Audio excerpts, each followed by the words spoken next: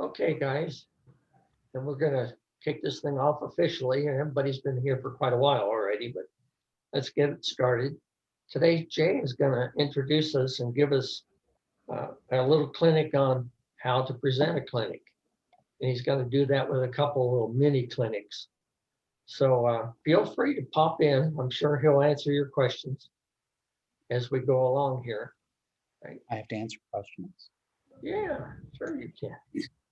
Okay. Of course I All can. right, Phil, or Jay, I mean, I'm going to turn it over to you and mute myself. If the rest of you guys would remain muted until you're asking a question, it helps. Thank you. I've also got the chat screen open, so if you have any questions that you don't want to say out loud or you don't know how to word, if you put them in the chat screen, I'll get that.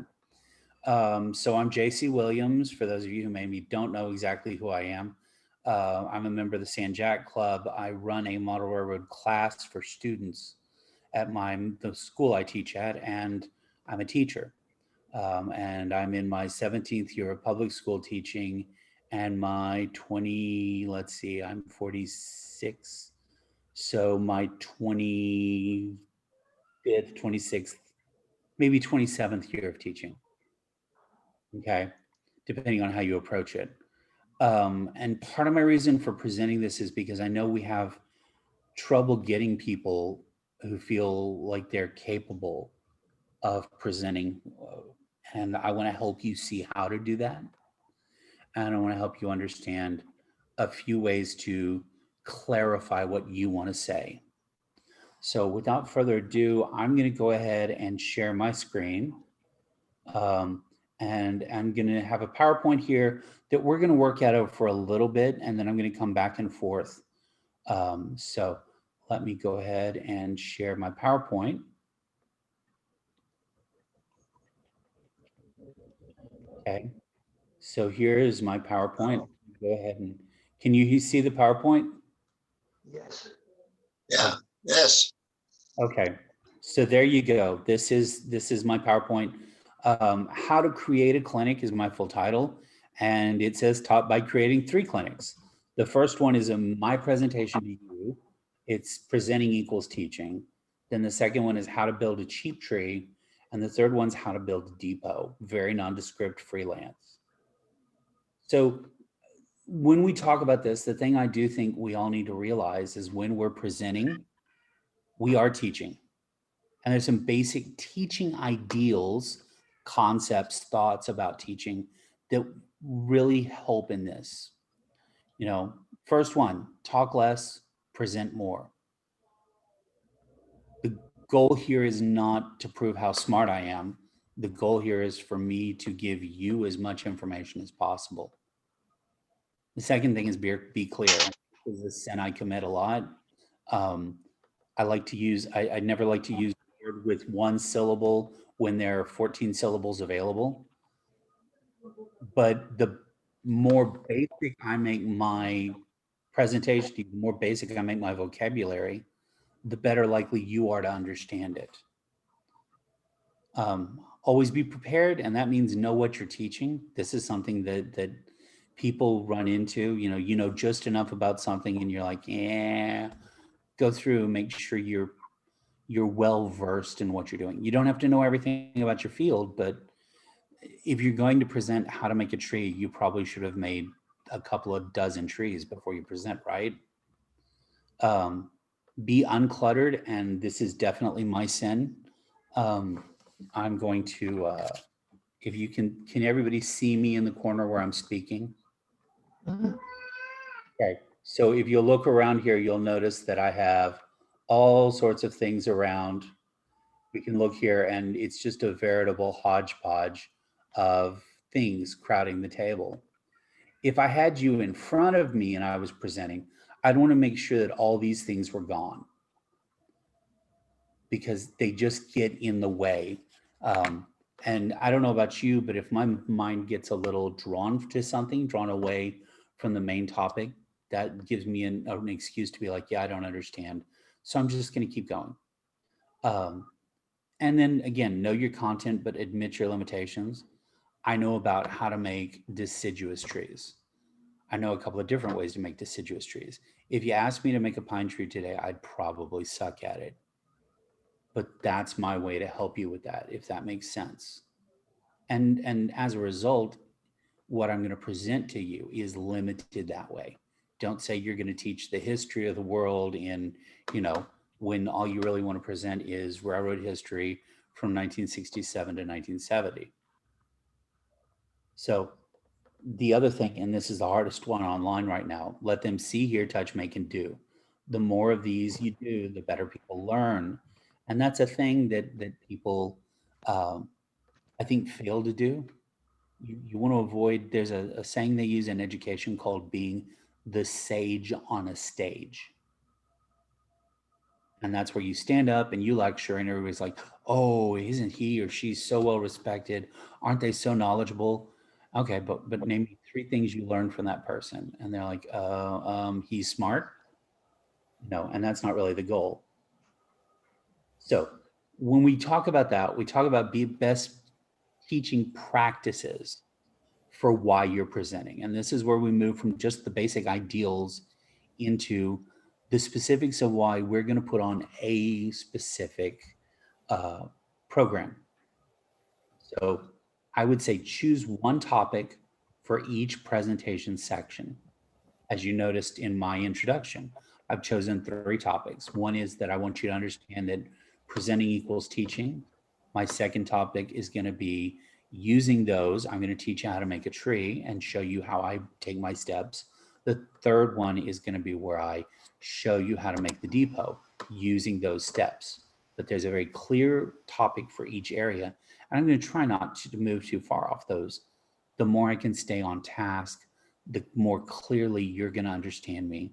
And in extension, the more clearly your audience will understand you.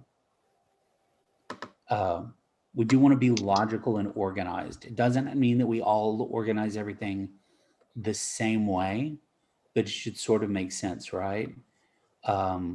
If you're going to teach how to make trees in this case, we're not going to start with learning leaf structure, right? Because that would make no sense in HO and N scale, even really O scale. We want to make sure that we do that. We want to make sure we follow a logical order. We don't want to start at the end and then backtrack. Oh yeah, well, before you did that, you should have done this. And before you did that, because people get confused if you do that. And that's true from the age of 6 up to the age of 86. Number 3, align the complexity of your topic to the skill of your audience. This is one of those hard ones where you want to make sure that who you're talking to is the right audience. So normally the presentation you're going to see on trees, in fact, I did the presentation on trees this last Thursday for a group of middle schoolers who are in beginning model railroading. They've never made one before. And so we're actually in the middle of teaching that. And I aim that toward them. It's aimed at new people. And so I want to make sure that what I'm presenting is clean and clear. And I might use less technical language. On the other hand, if the people I'm in the room with and I'm presenting to are a bunch of master model railroaders, then I probably want to say, instead of being how to make trees, I'm going to say, how do you make Acer maple trees in New England for fall? Do you see how that realigns differently? Okay. Number 4, stick with your topic. Don't wander off too far. It happens, and I get that, but we want to stay on the goal so we understand what we're doing. And 5, you want to leave time for discussion between sections. That means that when you do big sections of a presentation, you got to leave room where people can ask questions in situ instead of waiting for the end, because the person asking the question might know what they're talking about, and you know what they're talking about, but the rest of the crowd doesn't. The other piece of this is what we call compartmentalizing. It's a very education thing. And it's the idea of asking the question when it's relevant.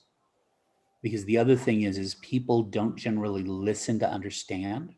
They listen to respond. And that means that they're going to find something they want to make a comment about or they want to ask a question about.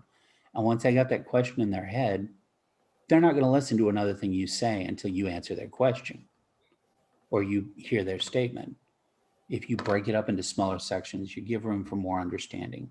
And by the way, I want you to notice that part of my thing here, the streamlining, the trying to make sure things are, there are only 5 topics on this page. There were only 6 on the previous page. So now we've talked about the ideals, the basics, and then we've talked about the how, the whys. Now we're going to talk about the whats. What are you presenting? So we want to make sure that we engage you as the audience. I don't want to just drone on for hours here, because if I'm not making it interesting, you're not going to want to pay attention. Number 2, I need to assume, as you should assume for me, that my attention span is 3 to 5 minutes. It doesn't make sense to spend any more time on that. You know, people's mind wander.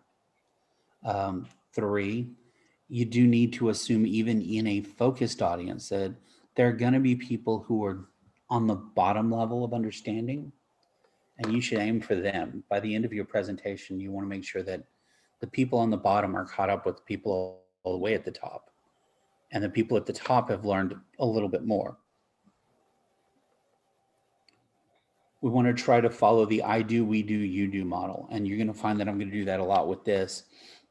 I do wish I had people here with me today. I brought stuff so that I could have participants with me. And one of my goals is that I like that idea where I'm going to do it. I'm going to show you how to do it. And then we're going to do it together. And then I let you do it while I observe you doing that. That's the best way to transmit knowledge. It's the same way we do teaching doctors. You know, they learn the school book. So I tell them how to do, and then the doctor works with other doctors to perform the tasks together. And then in residency, they become a senior resident, and then they have to teach the next incoming group. It's a way to solidify the knowledge. And 5, 3 clearly explained points are better than 9.5 that half the audience didn't understand. And what I mean by that is, you know, be clear, be concise, and leave room for people to understand more of what's going on. Last one here, 6.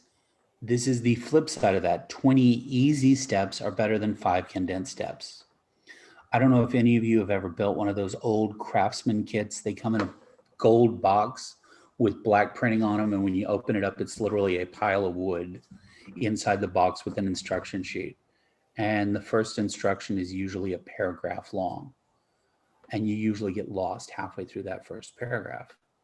It's no wonder that those kits were almost impossible to build, and by the way, probably why the company's not around anymore, which is a shame, because it's hard to follow that. That's why people give up. It's easier for me to give you 20 small steps that are clearly explained than 5 steps that combine everything else together. And I want you to watch for that in this presentation. And yes, you'll know I went to 6 steps here, points here, and I've got a 7th. Have clear steps and let them build on one another. We call that scaffolding. You know, don't just be like, okay, this is this in isolation. This is this in isolation. Put them together and let them build on each other. Just like building a good model. So this is the how. We need to pace ourselves, speak clearly and slowly. Now, I don't know about you all, but I'm from the South. So, you know, the more excited I get, the more upset I get, the more Southern I get, the more my accent comes out, and the faster I talk. And that's something we generally want to miss. We want to watch for. You know, you do want to watch the clock. You obviously know you've got a certain amount of time to get a presentation done. But at the same time, your audience needs to understand you. Know your personal style and stick with it. And what I mean by that is, if you're a funny person and you're an informal person, then be funny and informal. If you're a rather dour person and you're a very formal speaker, then be dour and formal. Be true to yourself when you present. That way the audience will automatically bond with you. If you don't have a connection with that audience, nobody's going to listen. Number 3, repetition by doing helps cement skills. And so do it again and again and again. Have people walk through it with you again and again and again. You're going to see situations where we repeat a skill again and again because that's what we would expect. practicing presentation as a presenter helps us know your timing. This is not so that you know you need to speed up or slow down. It's so you know where you need to cut content. In fact, you might have noticed that when you looked, this morning's title was a little different from what you were told before, because the original third portion I put into this, number one, wasn't as clearly related to the topic as what we wanted, about how to present a clinic as opposed to how to present a presentation. But also there wasn't enough time to fit it in without shoehorning and working fast. So it's more, makes more sense for us to do it this way. And 5, and I'm bad about this, but I know I'm walking you through it. Don't read your PowerPoint, explain them. Just don't read, explain. I try to be good about that. I know it's something I have issues with. Finally, and you're going to notice as soon as we go, when I put together a picture for you or an image or a sample, we want to make sure that it's meaningful, not just, hey, this is a bottle of paint. This is another bottle of paint. Any questions? But this is this kind of paint that I use for this purpose. That's what it's good at. I don't use this as paint because it'll dissolve what I'm trying to paint. That sort of presentation style, much more useful for people. And now we get to the hard one. Best teaching practices for when things go wrong. Number one, if you've never used the tool before, don't use it for a presentation. So like PowerPoint is a big thing. I use PowerPoint here and everybody's like, oh, it's so great. I want to know how to use PowerPoint. But if you've never used it before, if you're going to present, then it's probably not your best choice. You also need to make sure that you understand technology and tools fail. So number one, beta test them. That's where you go through and you do a soft run of how things connect, how things work. Number 3 point here, the more samples you have, the better people will understand through variation. That means what we're looking at, the samples are diverse, variations on a theme. If I was going to present how to decorate something, I'd want to have multiple ways of doing it, different presentations.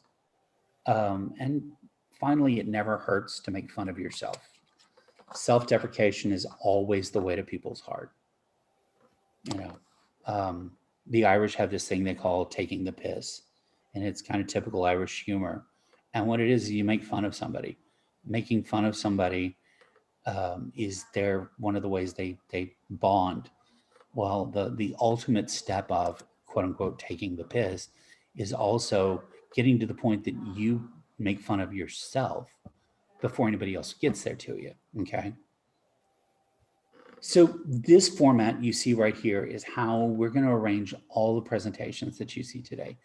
There's a presentation title. We have remember we talked about having a single point of view, a single point. And then we're dividing it into 3 different sections. I'm going to show you how to do that in this next presentation. And then in each side of those, you're going to have content points. I know this may not make a lot of sense right now, but you're going to see as we go along. So I've done a lot of talking up to this point. I've already talked for 20 minutes. Does anybody have a question about anything or anything they would wish I'd been more clear about? Anybody? I have a comment. Okay. You shared with us some of the little phrases and saying that you have. One that I learned is I hear, I'm confused. I see, I understand. I do, I remember. Yeah, that's also one of those models. You know, teaching, the more it changes, the more it stays the same. That's what they're trying to get into people's brains, you know.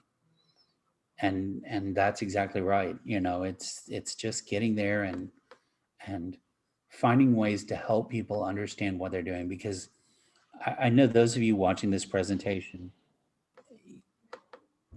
you don't like to feel like you're talked down to, and that would be my goal as a presenter as well. I don't want to talk down to somebody. What I want to do is I want to help somebody understand how I got to my approach. JC, I had a question. Yeah, Phil. Uh, if you do more of a historical presentation and you mentioned talking less, I assume you let the picture do the talking for you and make fewer points in your presentation. Is that the way you approach a historical presentation? Or make the points more clear.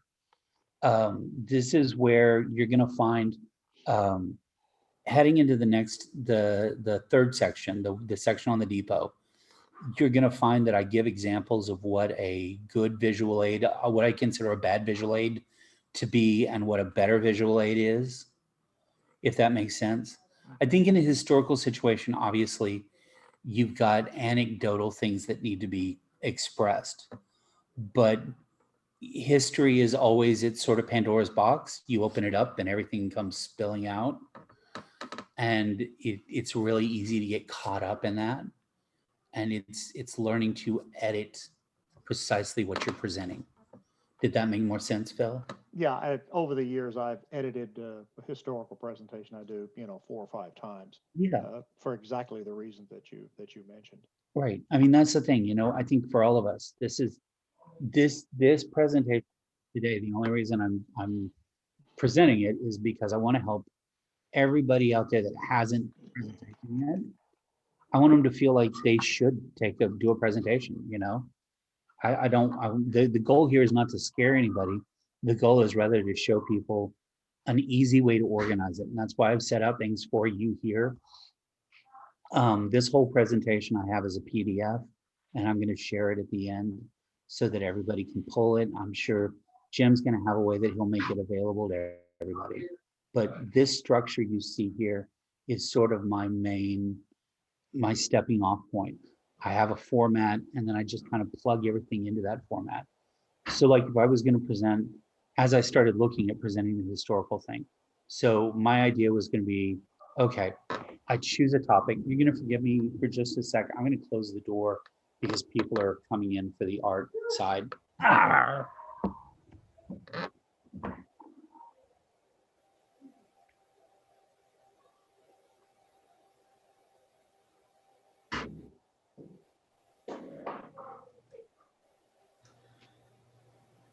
I'd like to see his cat. Last time he was on, he had his cat show up in the videos. Yeah, well, I showed up here. Sorry. She doesn't travel terribly well.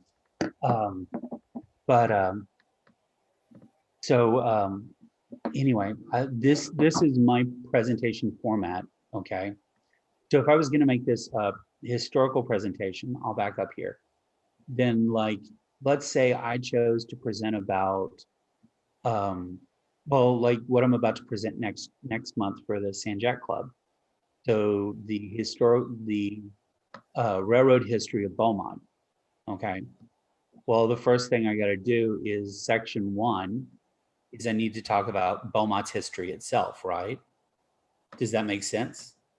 And while that's a sole topic all by itself, I have to make sure that I'm using just very basic cover, just the big points that matter. So like the fact that Beaumont had a oil bust in the 1980s, which decimated the downtown economy, that didn't really affect the railroads per se, because they were still making plastics, and the rail transit was a lot more passing through that area, crossing the Neches River, which much more controls why it's such a choke point for the railroads, getting across that one river bridge. So it wouldn't really be necessary for me to point out those boom and bust points. It would be important, however, for me to point out that, the Spindletop oil rush was a big thing.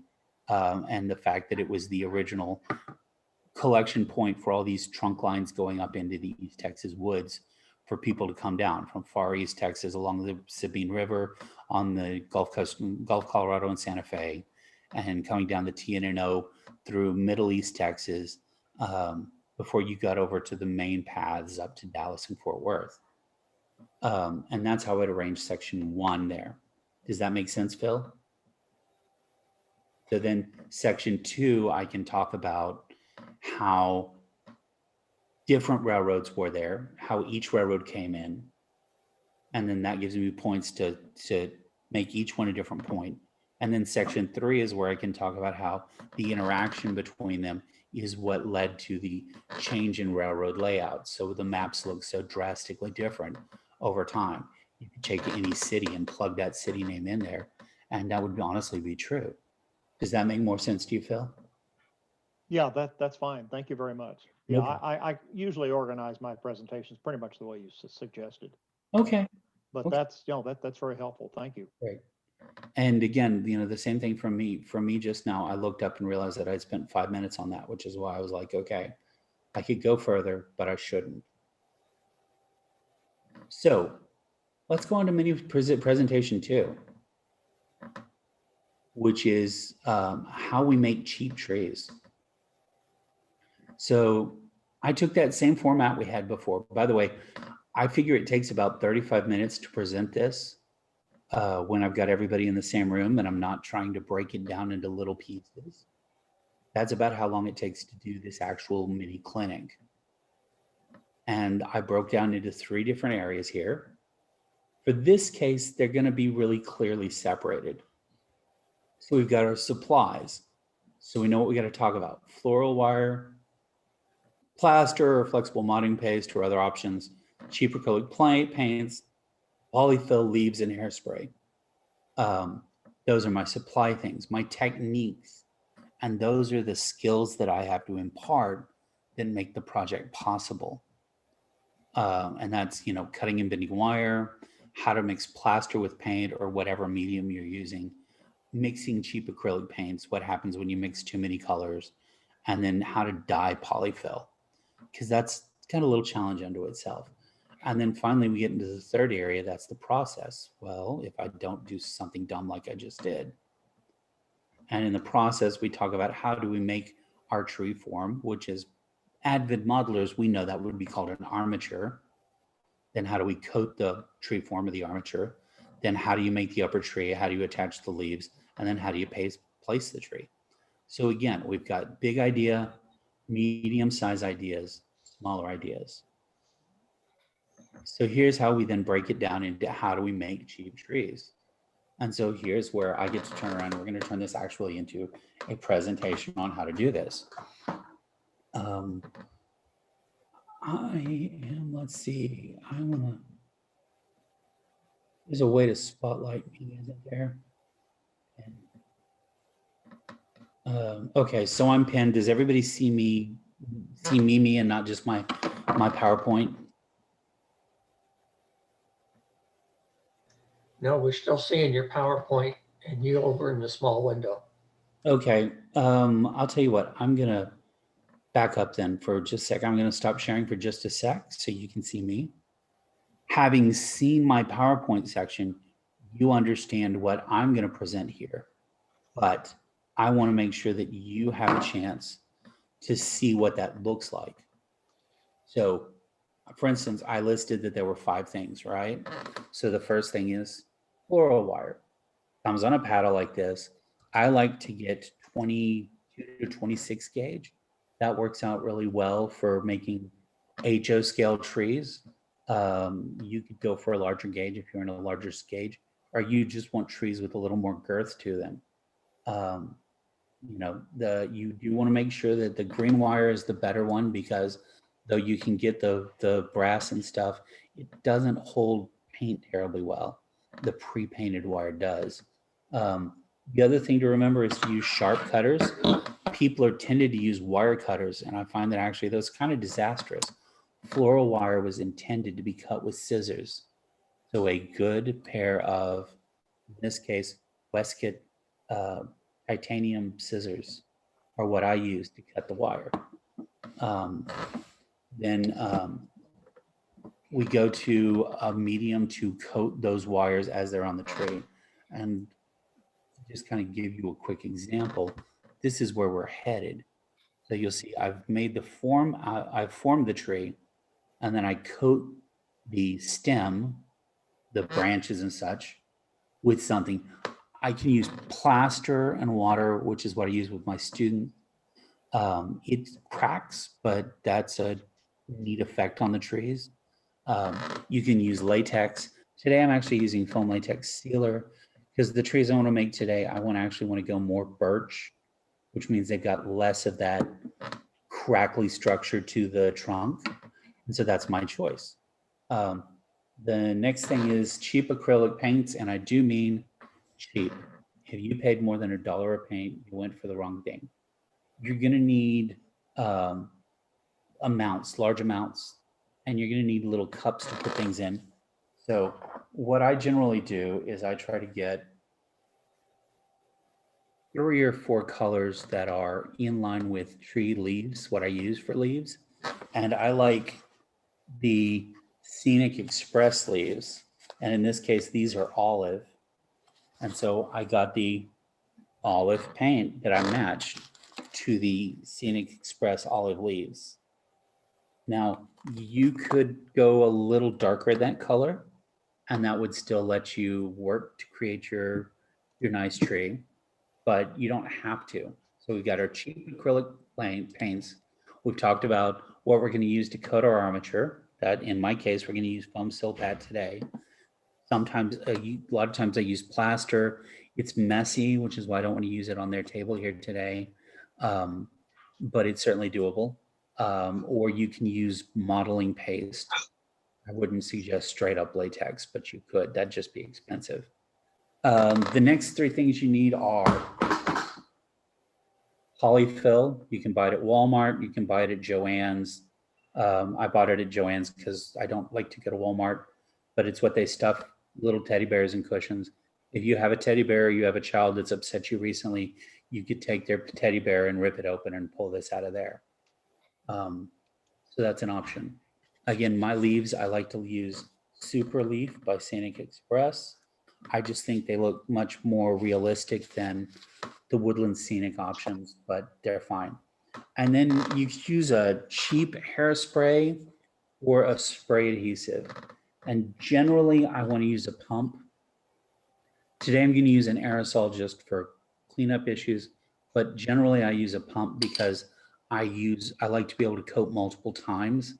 And you find that when you put leaves on the polyfill, after you put the first set on, if you don't set them real well and you put this on, you use the aerosol, then what you end up with is blowing them off. And so if you'll notice, I'm going to go back to my presentation here. Does anybody have any question about that part of doing the tree? So where you just talked about all the supplies. Okay, Very clear. Thank you. okay.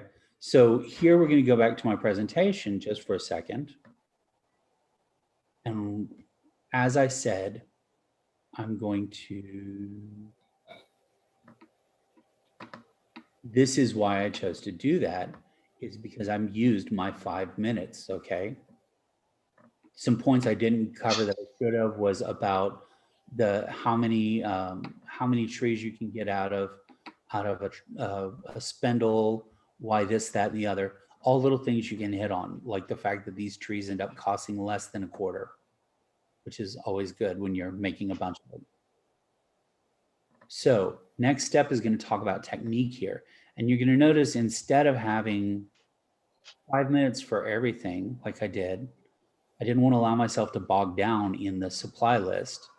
I want to leave room for the techniques, how we do things, but I don't want it to be too much. So I've got 15 minutes from now to cover these 4 ideas: cutting and bending floral wire, mixing plaster with paint or mixing any option you've got with paint, mixing cheap acrylic paints and why that's not the best idea, and dyeing polyfill, which is the fun part.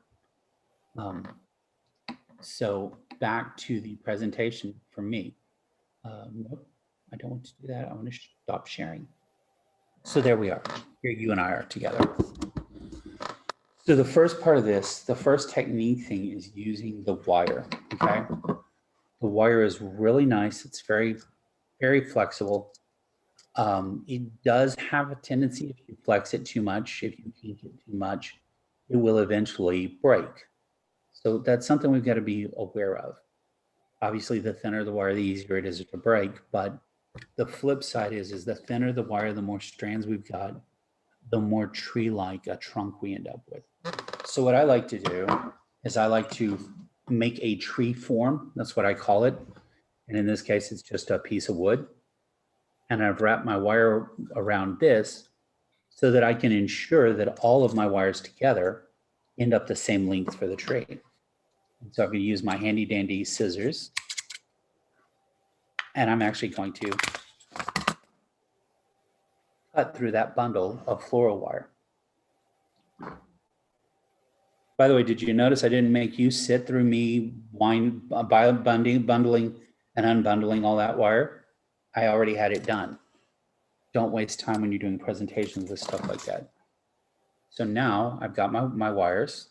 I'm going to pull them together and I'm going to try and work these kinks out real quick. Doesn't need to be big, just work the kink out, okay? That gives me what I need with the wires, okay? Easy, quick, not a problem. Remember, don't overfold, don't overkink. They work well. Our second technical part was that we were going to talk about how to mix plaster with paint. What I generally do when I'm using plaster, and again, I'm not using plaster because I'm in somebody else's house officially right now here at the Balin Center. They've been kind enough to let us use their area. Is I substitute half the color with paint or half the water in the plaster mix up with paint. And I mix up very small amounts. I buy these little beakers that you can get on Amazon from mixing things. In fact, these are the larger ones. I try to keep the little small pill cup ones at the house. That's what I use for individual tree colors. But I buy these because then I've got plenty of room to do what I need. And also, it's got that handy dandy graduation on the side. A package of these from Amazon was, I want to say it was $10, and best $10 I've ever spent. That way it's preset so I can measure out.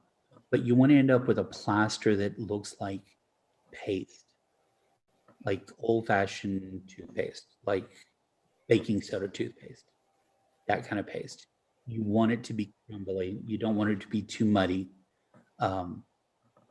If you're making like oak trees, something like that, something that's got a nice craggy surface. On the other hand, because I want to make a birch style tree, then I'm going to go ahead and I'm going to use something thinner. And because I'm using a latex based material today, this one already has a color in it. It's flesh colored, it's flesh toned, and it's going to be incredibly tacky. So I'm going to be able to skip that step today, but that's what you can use for that. You could also blend in regular latex paints with that. So that's always an option.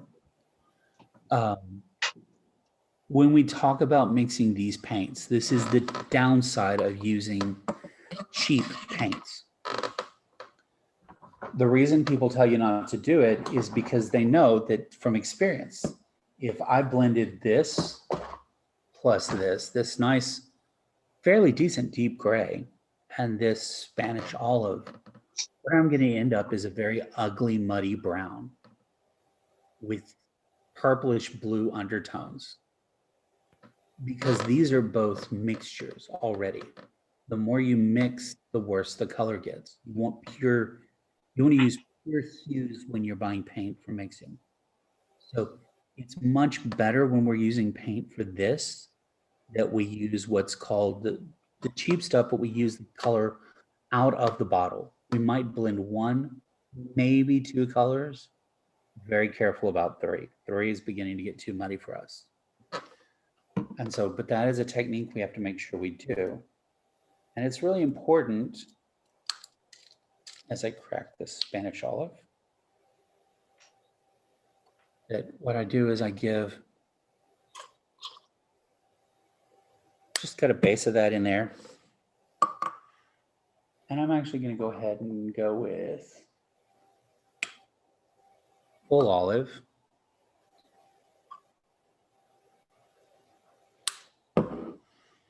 And I'm going to blend it together. I'm going to use a brush, but I'm going to use the back of the brush. So as I'm mixing, the other good thing about using this kind of little container is you can see if the outside starts, if you see right here, you'll notice that my color is not clearly mixed. So I know I have to keep working to get all of that blended in. I don't want to get any inconsistency in this part necessarily. It's not a terrible thing, but you know, we try not to get inconsistency. So we want to make sure that that's our technique when we're mixing paints, that we use something rigid, non-porous, so it won't absorb up the paint. So we get that in there. We've got a fairly decent set. And that leads to my final technique for the moment, which is the fun part. This is the thing everybody loves to do. How do we work with polyfill and dye it? The thing to understand about polyfill is that it's non-combed, it's felted fiber. And so we end up with this. If you look at the characteristic really closely, I'm not sure it's going to let me focus then, isn't it? No. It's really kinky. It's not all these little curls in it, okay? And in fact, you'll find occasionally, I'm not sure how well this is going to show. Let's see. You see that little darker section right there? Right under my finger, that's where we've got actually extra strands that are bunched up. We want to open those up. This is where we talk about, again, we're talking about technique, how we handle this stuff. You want to unbind those. We're doing the opposite of what you do when you try and make thread. When you try and make thread, you try and comb these and make them all one straight line, and then you merge them together and they make the most dense shape possible. In this case, we're going to do the opposite. We want to make the least dense shape possible. So we get this where it's nice and open. See, there's still a little clutter there. So I'm going to open that up. Get it nice and open.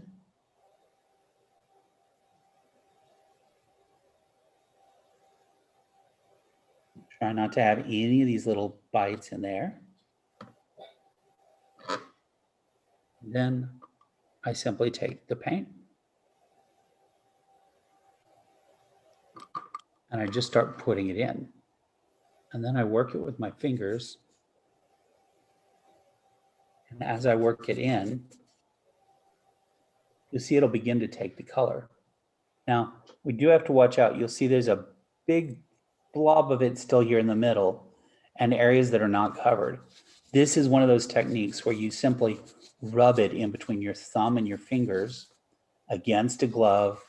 I know we're all little 10-year-olds. We all want to do this with our bare hands, but really we find that if we do it this way, we'll get the color much quicker. So I'm going to put on a second glove here because again, I don't want to put paint all over my computer and I don't want to put paint all over the valence center stuff. I'm actually going to dip in real quick and pick up that paint. And I'm just going to work it in between my thumbs and my fingers. And you're going to see that it's going to pick up that paint just fine. I want to make sure that I'm pulling while I'm rolling with my fingers. I do this together and it does help spread the paint, but it also lines back those little knots. And we don't want that. We want to make sure that they're spread. So we're doing both. We're pulling apart at the same time that we're rolling in together. Okay. And so we do this, we're showing that technique.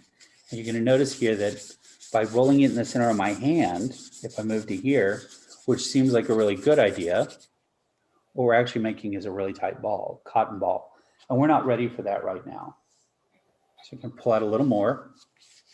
Ideally, if you've done this right, you should be pulling together and getting good exposure over everything. And it should be actually pulling the paint off the glove. It shouldn't be leaving it on the glove. And again, as it balls up, for the moment, we're going to want to pull that out. Okay.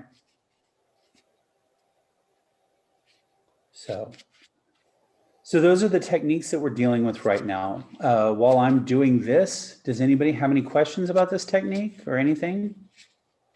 Is this all pretty much old hat for everybody? You've all done this? Who's in the chat, who's done their trees like this before? Anybody? I've used Polyfill, but I haven't done it scratch built like you're doing, mixing it together. Okay. Also, I've used Scenic Express as well, and use Scenic Express for pine trees because the branches on pine trees are more horizontal in nature, Yeah. and they have an excellent product for that. I appreciate you talking about Scenic Express because a lot of people aren't familiar with it. Yeah, They have a lot of great products. they have a lot of great products. I use Super Leaf and Super Turf, and the only thing I wish they had was like Morning Glory and Kudzu Vine. But as I've worked this together, one of the technique things here to understand about this is as it starts to dry, it dries faster than you think, it starts to matte. And that's what you want to watch out for, okay? So you'll see this is beginning to matte up right there. And this is where a little more color helps bring it together or helps actually separate it apart. Just a little more moisture. And there's always also the chance that you can just use a little liquid. So we work this color in here. And that's how we do the technique of that, okay? So we talked about four different techniques, right? We talked about how to cut the wire to make an armature. We talked about what do we use to coat the armature. I know we didn't talk about the plaster of Paris version today because we didn't have it here and I didn't want to make a huge mess. It is a little bit messy, I must admit. And we talked about how to mix the acrylic paints and the idea that that's why you buy the cheap ones is you buy cheap ones so you have individual colors or maybe a combination of 2 colors, but not 3 or 4 or 5, because the more colors you add, the more muddy that cheap paint gets. And finally, we talked about how to do the polyfill. Does that make sense to everybody? Okay. So I'm going to go back to my presentation as a screen share, my PowerPoint. Yes, I want to share that. And then we're going to present from current slide. So there were our techniques, and I did indeed take 15 minutes to cover that. Actually, I took a little more. And now we talk about actually making the tree. And you're going to notice this goes pretty quick here. In the process here, what I'm going to do is I'm going to show you how we do it and then how we, for just part of a tree. We're not going to do the whole tree, if that makes sense to you, okay? So again, I've given myself 15 minutes to do this. That way I'm not taking no one point takes more than 3 to 5 minutes. So I don't bore you to death. Although it feels like it's heading that way, doesn't it? So let's come back to the first, which is forming our tree, okay? So here's how I start with my loose wires. Again, I kept them the way they were. The tops are all in line with each other, generally. You want them really close. If they're not real close to the same height, go ahead and trim them. A good rule of thumb with this is go 3 times the height. You want the length of your wire to be 3 times the length of a tree of that height that you want. Because you've got to make enough for the root ball, you've got to make enough for the trunk of the tree, and then for the limbs and branches. So I take my little U here, and I simply twist it once like that, and go again 2, 3, 4. And this is giving me a basic little trunk. Now in HO scale, as I grab my handy dandy little ruler,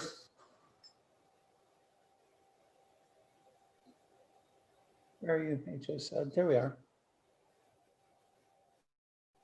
This is a 9-foot tall tree trunk, because you realize that from this point down, from this point down is going to be root. So a 9-foot tree trunk for the first major limb to come off. And I think that's about right. So then I'm going to take these halves. I'm going to take one. I'm going to take this one, and I'm going to twist it 1, 2, 3 times. And then I'm going to divide that in half. Doesn't have to be a perfect half, but I just divide it there. So again, I divided the whole thing, and then I divided the half into half. And now I'm going to take the half that I divided off, and I'm going to twist it 1, 2, 3 times. Clean workspace, right? Uncluttered. While I've done that, I pull out and I make these pull this way. So now I've got 2 choices, and I'm going to do this 3 different ways. I have 4 stems on this side, and I have 3 stems on this side. So I'm actually going to go with this side, and I'm going to fold in another stem and divide that off into 2 and 2. And on this one, I'm going to leave all 3 individuals. So I'm going to actually pull them out 1, 2, 3. So you see how we've got 3 stems here. We've got 2 branches here. So what I'm going to do with the branches is I'm going to twist them against each other a couple of times, just trying to make sure that we've got basically some body. And then I take the tip and I fold it back inwards. And I make a little loop. There's my little loop. And I fold it, fold it, fold it. One more time. And then, see, I'm like Bob Ross here, making happy little trees. I trim through the center of that loop. I cut through it. And that makes me. I do the same thing with this other one. I bring it over. I go ahead and make a little loop. I twist, twist, twist. I cut through the center.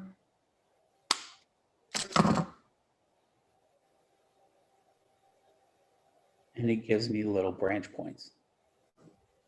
Okay. Once I've done that for the whole tree, as I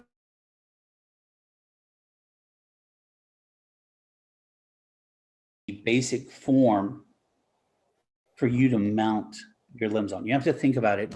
What is a tree? A tree is not just a trunk straight up with limbs on top. I mean, there are those trees, but baobab don't generally grow in this area. They split in 2, and then those grow out, and when they get too heavy, those split in 2. If you look at the trees on the courthouse lawn here in downtown Houston, you'll notice that they grow out, and every time you've got an extra long limb, you'll see there was originally another limb attached in there that got trimmed off or broke off, and that's the great thing about this sort of that sort of oaky tree or that sort of presentation. Because we've gone for more of a birch quality today, I'm going to keep these limbs higher and shorter. Actually, no, I'm not. We'll call this an oak today. We'll go with that. But the more leafy the tree, the shorter the trunk for what you see. It actually goes way up. It's just, it splits out, it fractures. So we've got this. This is my basic form. Then what I do is I take whatever I'm going to coat with. In this case, I'm coating with this today.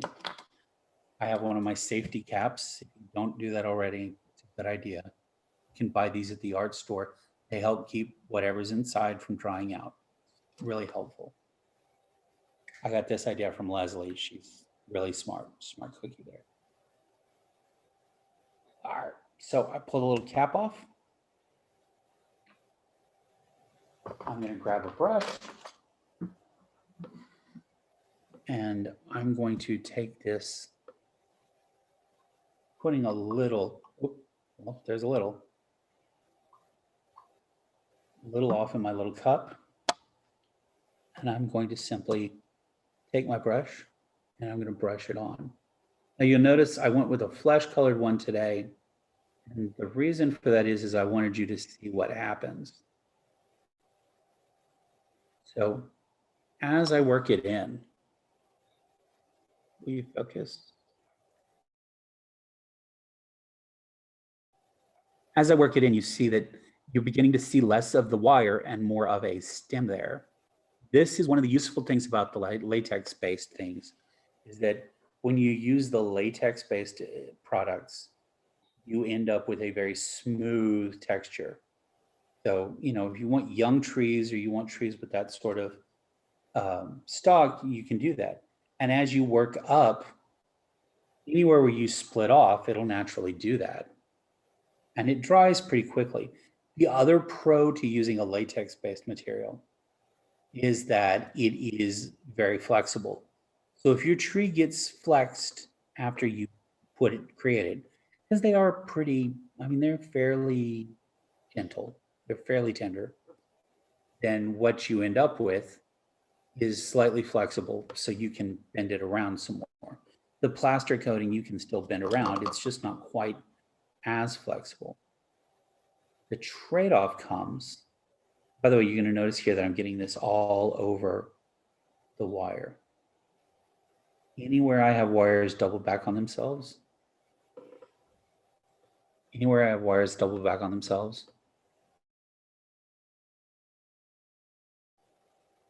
that's where I'm coating. You'll notice down here at the bottom, it's already getting pretty dry pretty quick. And it's drying out a little clear because it's a latex material, which is okay. I actually like that. Because then, as I put a second coat on real quick, it'll dry out. Pour the leftover back in there.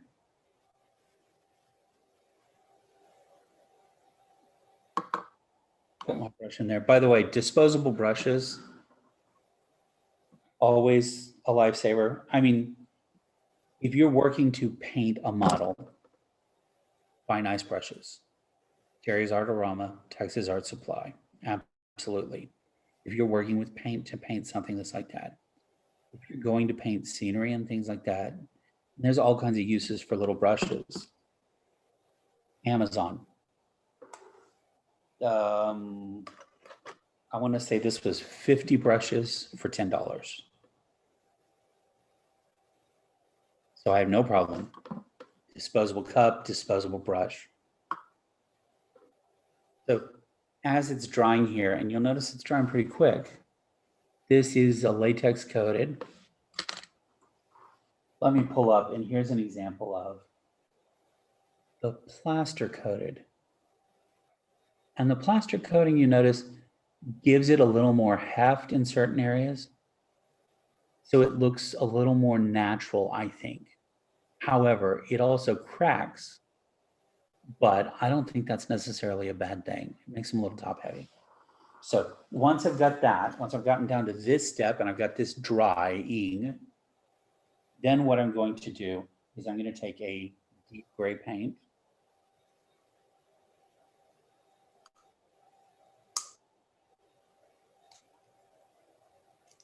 Obviously, cheap paints, they're, if you're getting them from, these were 59 cents container. Generally take the lid off, the cap off, so that I can work with them. Clean brush. And I just brush over. So you'll notice that my gray paint is going on where I had the pink. That's the other really useful part of doing it this way.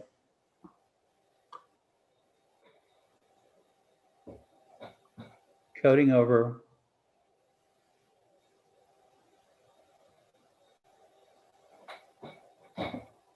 With this dark gray. And then as this dries, when this dries, this dark gray, I'm going to dry brush over it with a very light brown, just stipple with a light brown.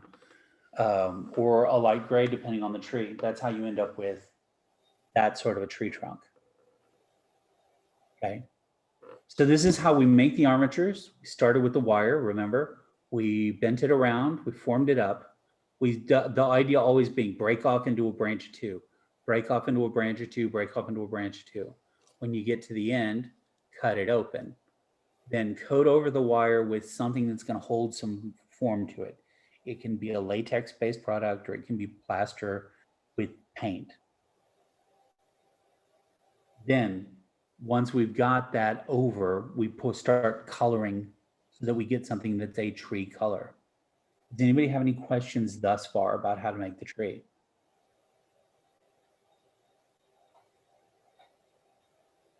Okay. Then let's go on to the next step, which is where I'm going to take what we've worked with earlier, and we're going to make it a little better for here. So our tree here obviously has some sections, but not everything, right?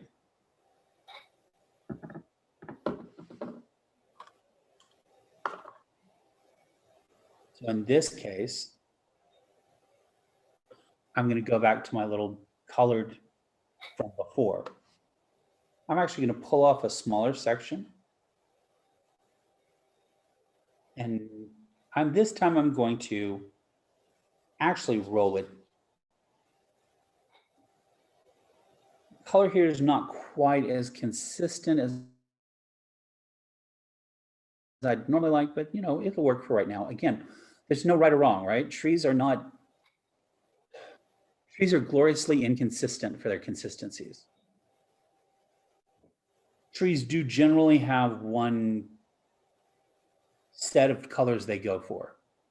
But when you get down to the level and you back up and look at it, there's all sorts of color variation because of things, the way they pop up inside the tree, where light's peeking through, where light doesn't peek out. Okay.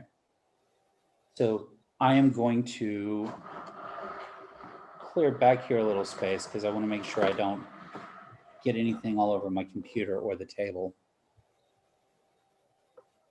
I'm actually going to move my computer. You're going to need to forgive me for just a moment.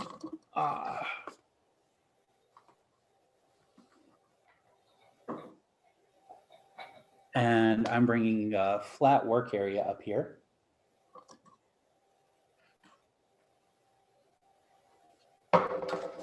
So I'm going to take my little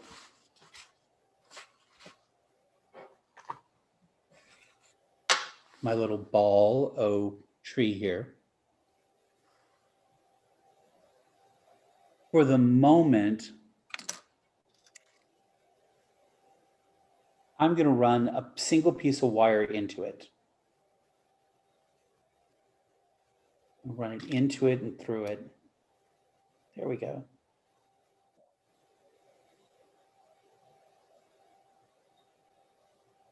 So that way I've got my tree bunch there, okay?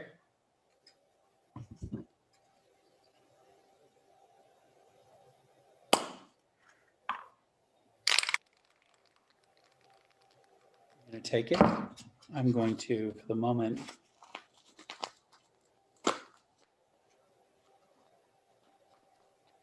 the other reason why I really like these is because it comes in the paper bag and it rolls up and it's great. I mean, people think you're smuggling stuff, but that's okay.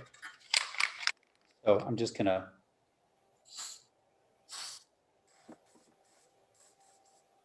make sure it sprays, and I'm gonna spritz, spritz, spritz. I'm gonna come back.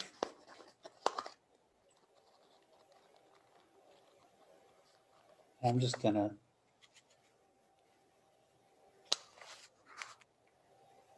sprinkle over the top.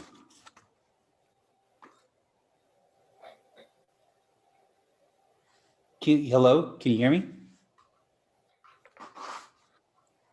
So I'm just picking the leaves up a little at a time, tossing them on my little ball here, coming at my fingers like this and just sort of bouncing them off just to see sort of where coverage is gone.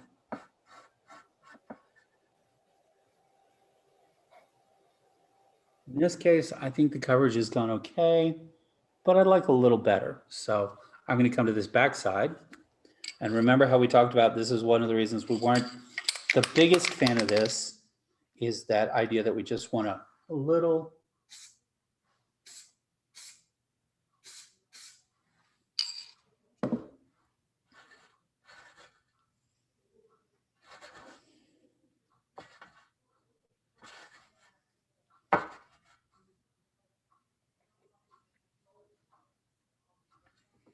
We get a little better.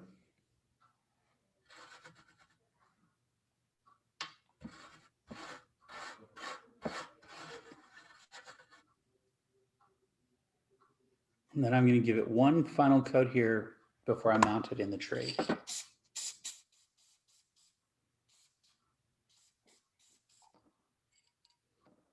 then I'm going to slide it off my little wire.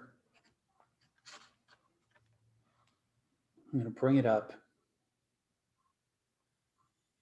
And I'm going to set it, well, in between one of these bunches, like so. So then I can add more leaves to it as I go.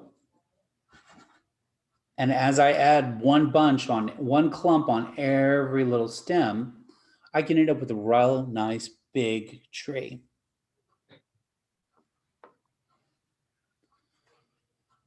Once you finish with that, we complete the same steps.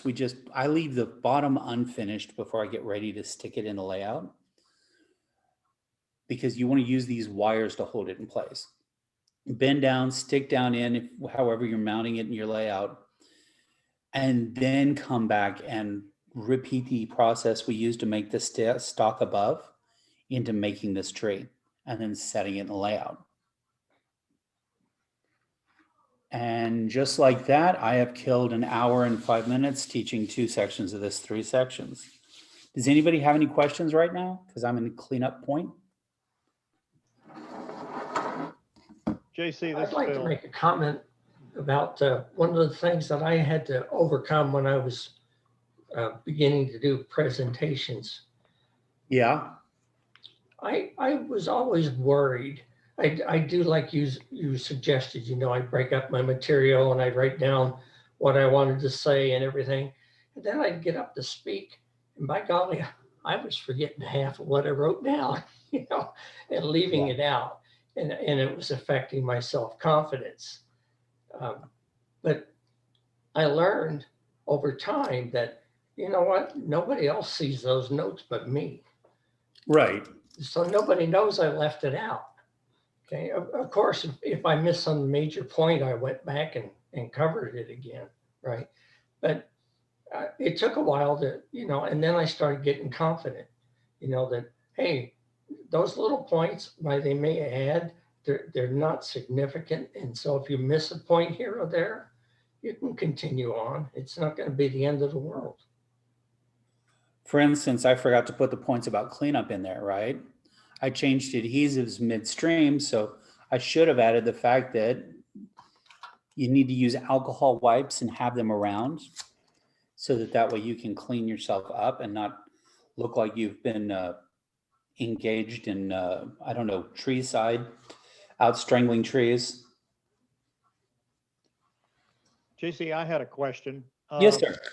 I know that the topic has been more on oak trees this morning, but if you modeled pine trees, how do you get that gradation in the bark? I realize it's almost a moot point for HO, but I was just curious if you had any suggestions on that.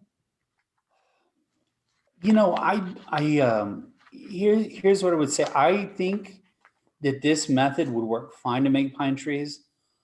The thing I would do though, the thing I would want to play with is what you're using to create that bark on the tree. I think that's where we run into the trouble when we run off and I mean, part of this for me is an expense thing. Okay. I'm cheap. I am incredibly cheap.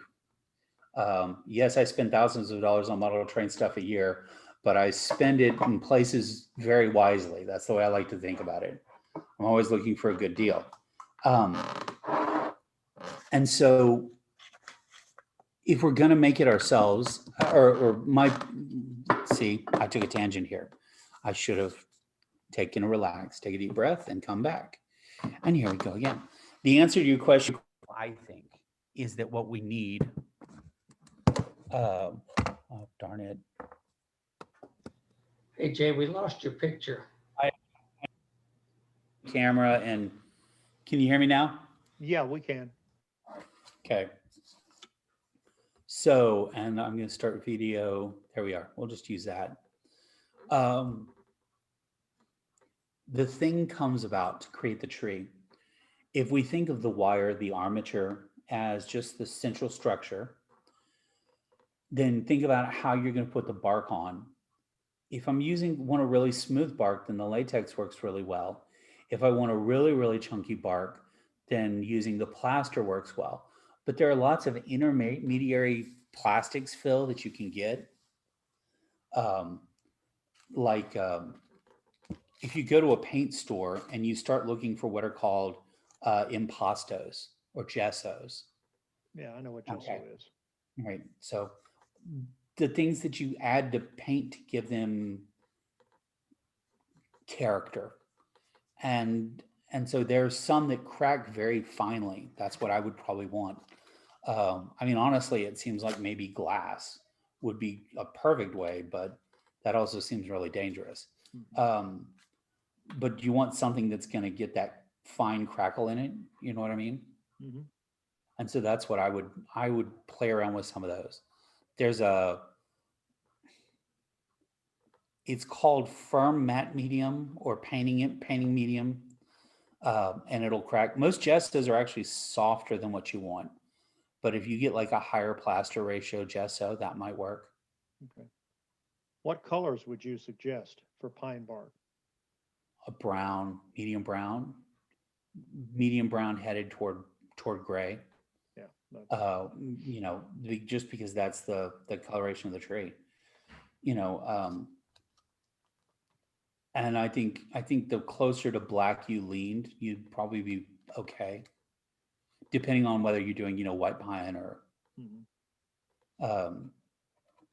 I think loblolly or whatever. Yeah. right. I think this using the armature style this way would also work really well because it you could do cypress trees this way.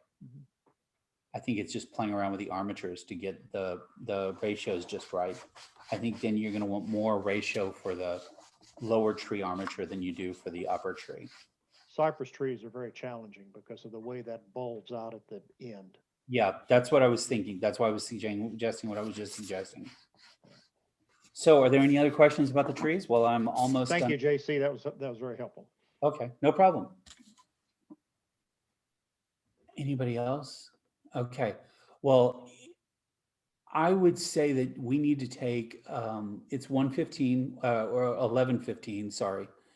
Take 2 minutes. I'm gonna ask everybody to stand up if you can. Stand up. Just take a deep breath. Stretch out. This is the thing we forget to do with people. And it's absolutely necessary. Stretch out, stand up, touch something, touch somebody. Hopefully not in anger, but you know, look around your room, find something a little out of your reach and get there and then come back. So that way we're all relaxed and ready to go into the next section.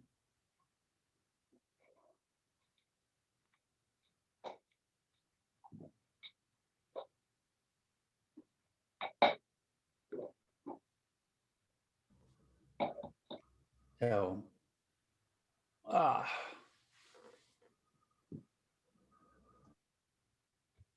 we are few but mighty this week.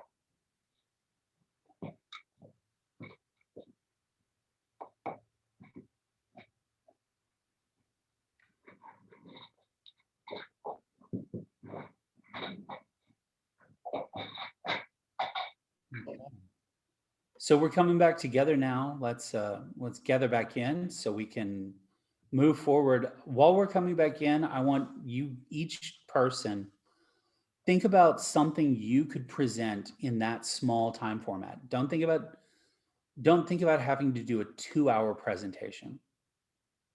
think about doing a 40-minute presentation, because that's what I just did. When you take all the extra padding out of there, that was a 40-minute presentation. Because I'm sure there's one skill that you can teach, or you come at from a different angle. Maybe you don't like using, maybe you want to make a different kind of tree. Maybe you found something that works the way you want to do something else. You know, those are all good options. But the thought is to make sure that we understand what we're doing, and we're helping others learn what we're doing. Does that make sense? Trying not to be too lachrymose in my language. Okay, I'm going to go forward, which means I'm going to go back to sharing. This is back to my presentation, and now we're going to start mini presentation 3, how to build a small depot.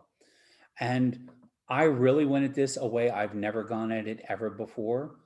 I literally found this graphic that you see, and I was like, hey, I bet we can make a basic version of that.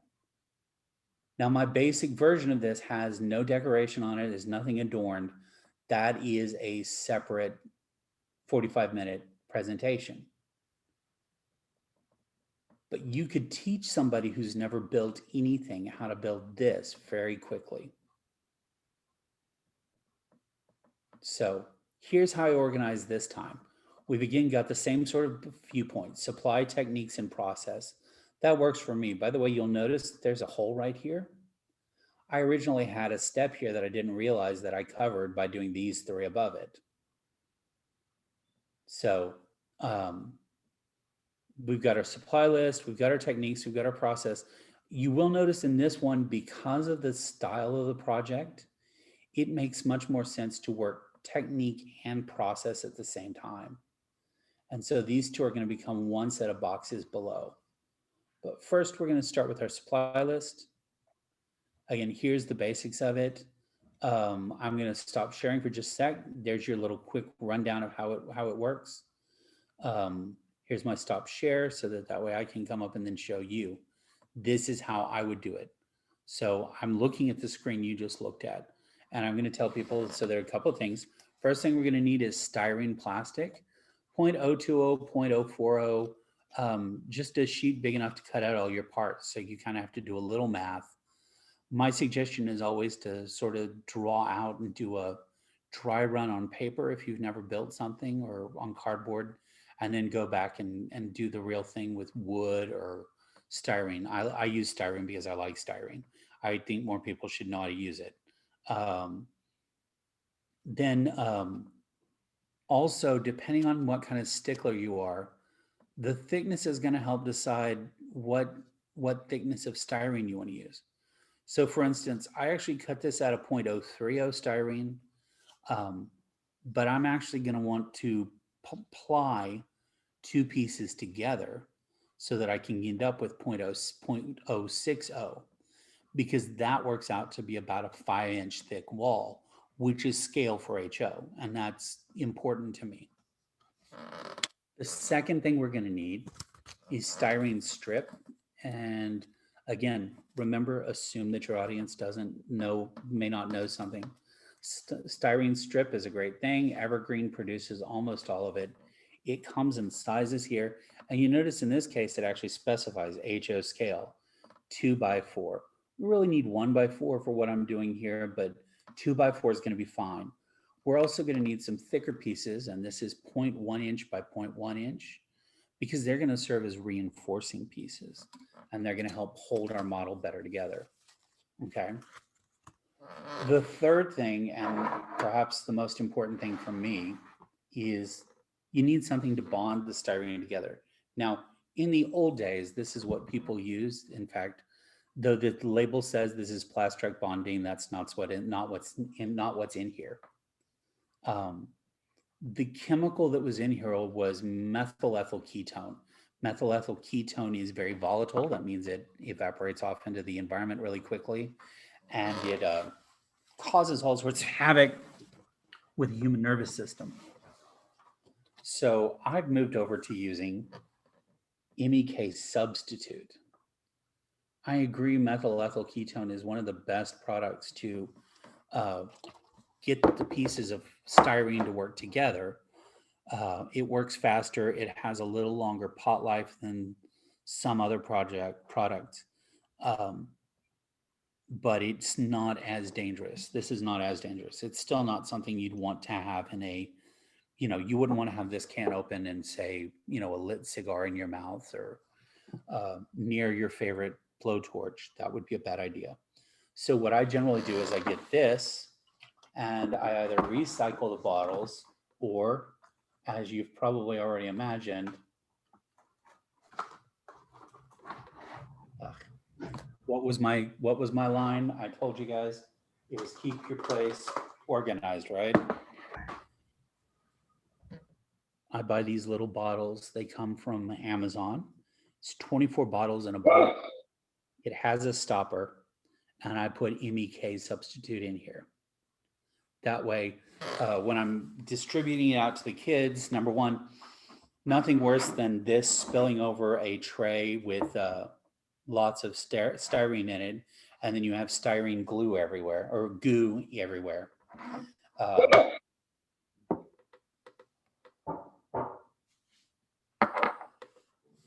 So that is that. The next thing you need to make sure you do is you have a sharp hobby knife.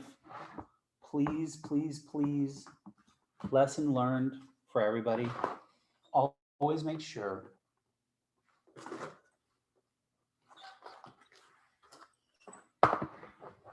replace the blade. They're not expensive. Find a blade you like and replace it every month, period. Even if you've used it twice. As any kitchen chef will tell you, there's nothing more dangerous than a dull blade. There's a reason why the second highest paid person at the sawmill, according to the presentation we saw last week, was the person who sharpens the tools, because that's a necessary thing. The next thing we need is a little piece of 320 grit sandpaper, and I hate throwing them away, so this is my little sheet of 320. I buy the 3M stuff. It's from Home Depot. It's black, which means it's wet sandable, which I'm okay with. Sometimes you'll need that. This time we won't. And the final little thing is windows and doors. And I've sort of left that to people's imagination and work, because again, this presentation is more about the process as opposed to the actual end project. But you can buy those things or you can build them. In this presentation, I'm going to show how we're going to build one, a door, and the same steps you follow to make the windows. So now let me get back to the share screen. Did anybody have a question about any of those things? Can't see the stuff on the camera. Bottle not in camera. Sorry. There's the, oh, there it is. I'm an idiot. You know what's happened? I've been trying to show it to the old camera, even though right now you're on this camera. Not my brightest moment. Remember, we talked about self-deprecating humor. This is one of those moments. Yep, not the brightest bulb on the Hanukkah bush. So these are the bottles I use. This is the MEK substitute. These are the strip styrene. Just like before, cheap Amazon brushes. And just like before, keep it sharp. Use a sharp one, okay? Now, this was the point we're going to next is to show you that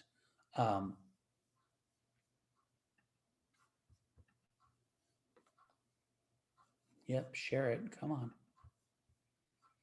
When I talk about how I'm going to build my tree, that's perfect. When I talk about how I want to build my building on my tree, I'm going to use technique and process this time instead of before where we just separated the two. And remember, what does technique mean? Technique means those hand skills you do, those things you do that are different. Okay. So this time, the techniques we're going to use, these are the 5 techniques that you really need in order to build this. But we're going to talk about drawing square and checking measurements. And then we're talking about measuring and cutting styrene sheet and strip. And so what we're going to do is we're going to measure out the superstructure. And that's where we run into this. So this is a bad visual aid. All the measurements I need are on here. In fact, this is where I literally got my measurements to draw this building.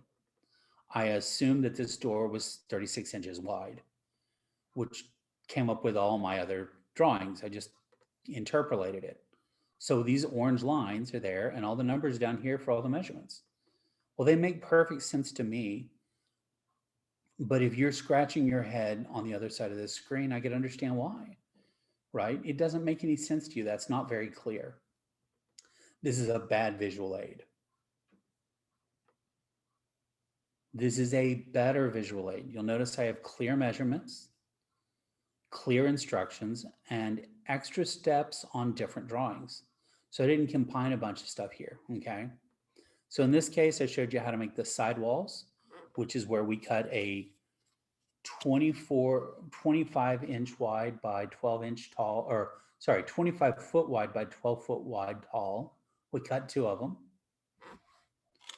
And then how we cut, we're going to cut the end wall, and the end walls, we're going to cut 2 of those, and they're going to be 12 foot wide by 18 foot tall. And then we're going to cut roof panels, and they're going to be 35 foot wide and 10 foot tall. Now you may ask yourself, new modeler, because remember we're assuming there might be somebody in this crowd who's never done this before. Why would I talk about feet when I could be talking about inches? If I go for inches and I give you inches, then I'm going to give you a specific scale. On the other hand, I can take this device from our supply list, which is a scale ruler, and I could build this in HO, O, S, N, or Z, all using this one reference ruler. Now, that's not how I generally do it. How I generally do it is using a dial micrometer down to the 1,000th of an inch. This is my go-to. And then I just calculate those numbers. So you want to get down to inches. The scale for HO is 87.1. And so for every inch in the world, you have 87.1 real inches. So in order to get a 10 foot wide or 10 foot tall roof section like this, then I need to figure out the scale there. So 10 times 12 is 120. 120 divided by 87.1 ends up with 1.3378. And so I take my dial micrometer and I back it out and I go, okay, that's 1, 2, 3, 4, 5, 6, 10, 3, 10.37. Oh, I didn't get there, did I? 1.3.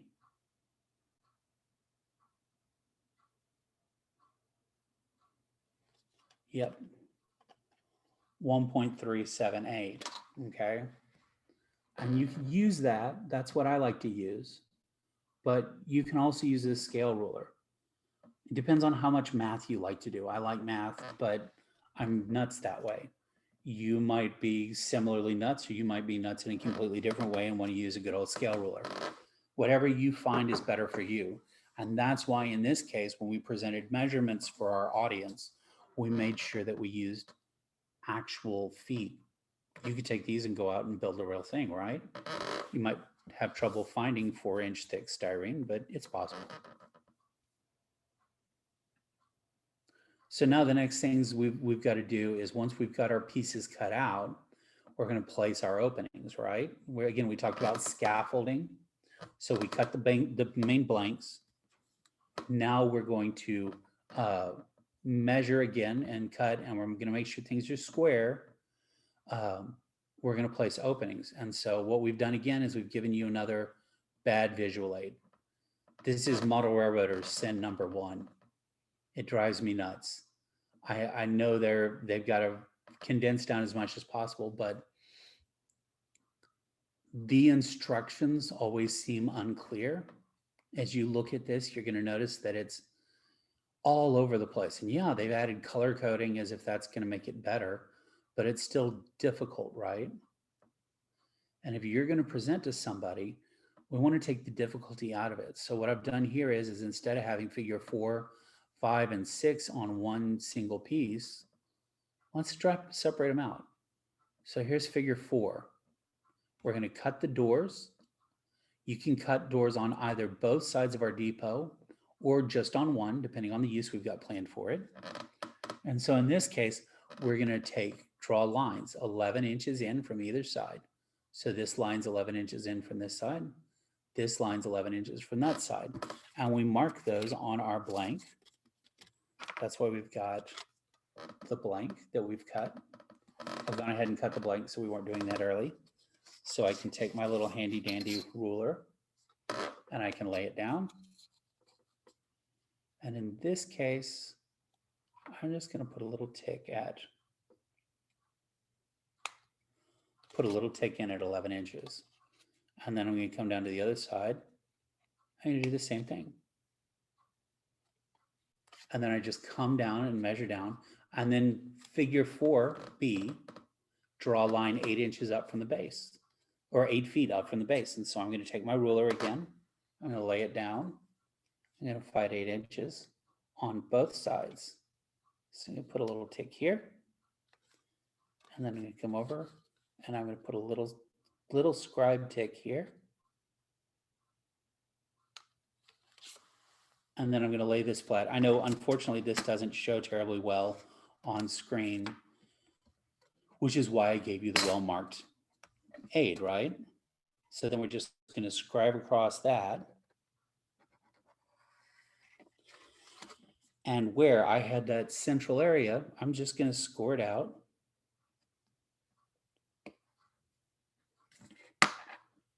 And that gives me, once I've scored it, I just go and I pull it up. And there's our doorway. Okay, so I remove that piece. We're actually going to keep this piece for a little bit. So I'm going to do the same thing with the windows. Notice again, clear, concise. If I have more than 2 sentences of instructions here, I've done it wrong. Or I've made it difficult to understand. I'm not going to say I've done it wrong, but I've made it difficult to understand. And so I'm going to cut these windows again, same way. I'm going to go 3.5 in from each side. This time, because we're cutting out of the center, then we need to make sure that we're using a drill to pop each corner. And for that, I have my handy dandy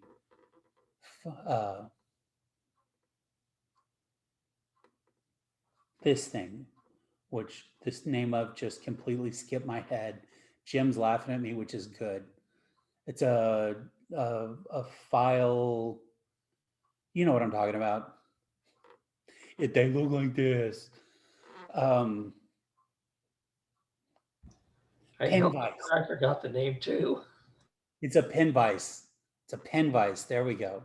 So I'm going to take my little pen vise and I'm going to come down on my points. In this case, I've already scribed them for myself. But what I'm going to do is I'm going to work a hole through right along where my pen vise, my point is. And so that way I can get this out. I can remove this piece without having to worry about accidentally ripping anything. I like to prescribe things. And by the way, since we're in a presentation, do I have time to scribe these in front of everybody every time? The answer, unfortunately, is no, right? So I've got one there, I've got it scribed, I can now pop it out and I can show everybody that's a door and a window. And voila, I just happen to have another wall that's done the same way, right? lets me go then onto my next visual aid. This is for the end cutting. If you'll remember, we only cut, what we did is we cut a 12 by 18 inch blank. Okay. So then we follow the instructions here. We mark 6 feet down from the top and 6 feet across. We draw the lines across that. Draw lines across that. And then we remove these top corners. Which leaves us with this, come saw. Then we come back in and we draw our scribe lines in so that we can end up with our window openings. Again, we followed the same steps, right? We're still sticking with those ideas of using drawing straight lines, making sure they're there, and making sure that we're cutting out the styrene properly. So at the end of these steps, what we have is we're ready to start cutting trim and doors, right? So at this point, I now have 2 of these, 1 of these, and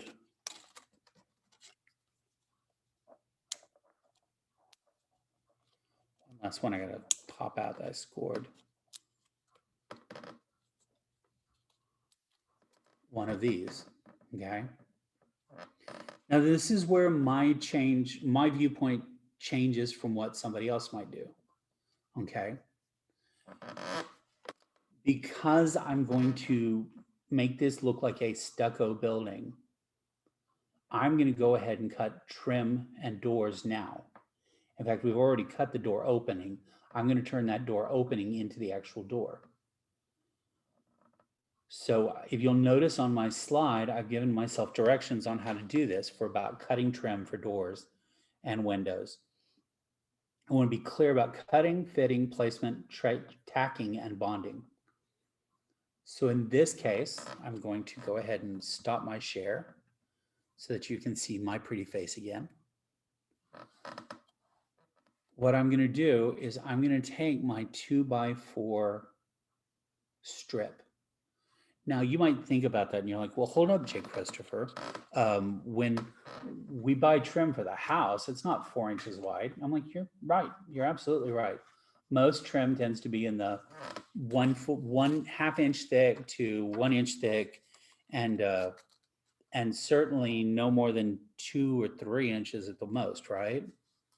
But this is one of those cases where you have to decide, is the scale more important at this very fine juncture, or is it the visibility that matters to you? And in this case, because I'm making a freelance depot, I'm going to go ahead and go with presence. So I'm going to use a piece of that 2x4 strip. Sorry, my handshake. I'm jamming it at the camera.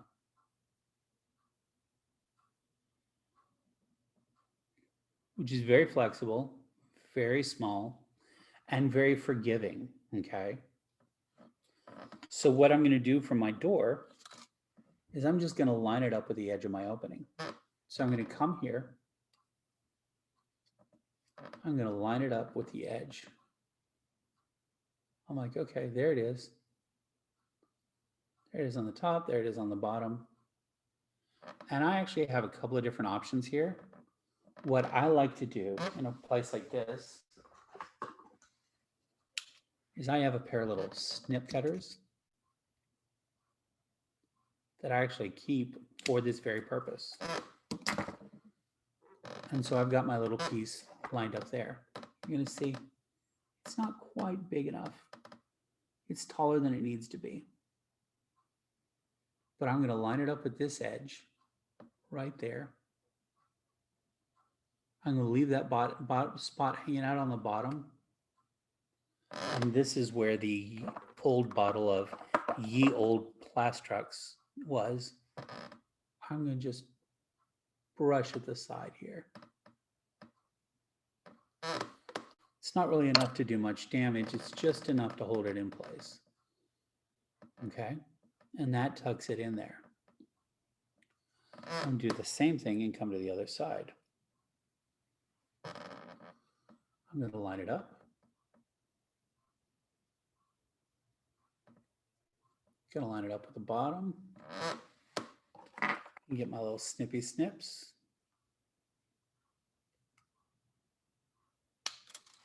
I'm going to trim there.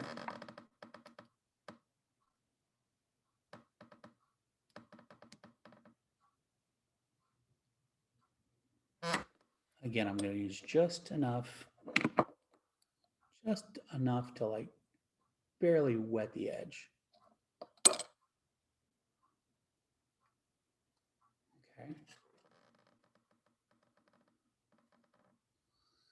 And so that puts those two pieces in for me. Now you notice there's a little bit hanging off on the bottom there. The top is not cleaned up. We'll clean that up here in just a sec. So what I'm going to do is I'm going to take my little snippy snips and I'm going to line the inside along the bottom edge. So you'll notice with the cutters, there's a flat side, right? And then there's a top side that drops down. So if you just line those up where the flat side lays against it, then when you line the top, it trims flat with the piece. Same thing here.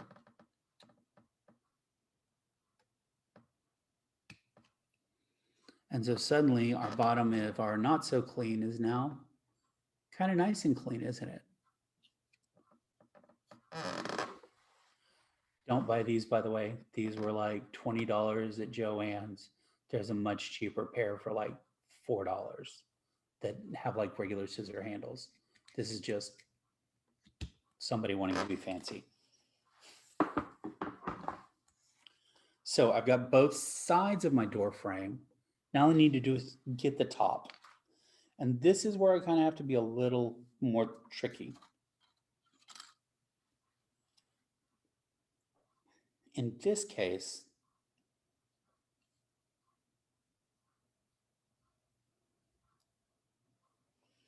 I'm going to line it up with my hand there. I got it pressed up against, that's nice and lined. Then I'm going to take my little sharp blade and I'm going to lay up this inside. I'm going to lay it flat when I do it so you can't see me doing it. I just press against and just lightly set down. And you'll find that this will very easily cut away.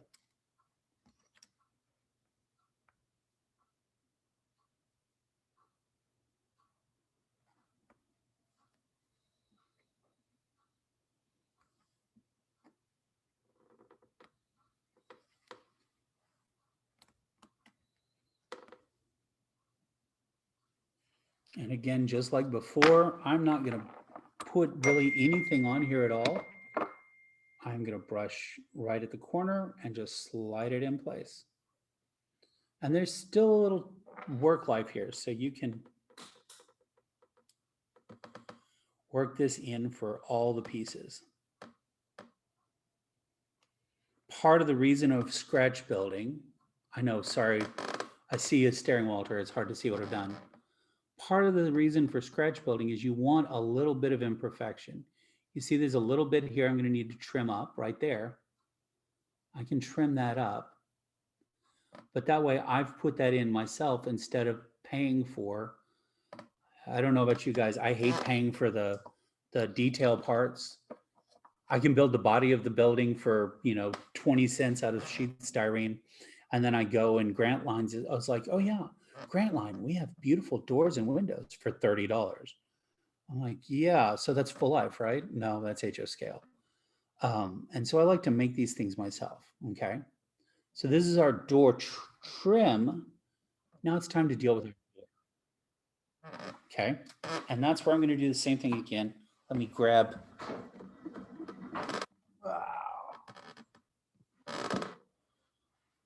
my handy dandy trimmer blade again.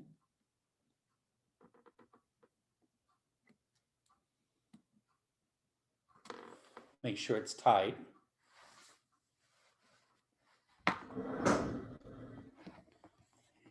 If you'll remember, this is the piece we cut out of the door. So this was our door opening.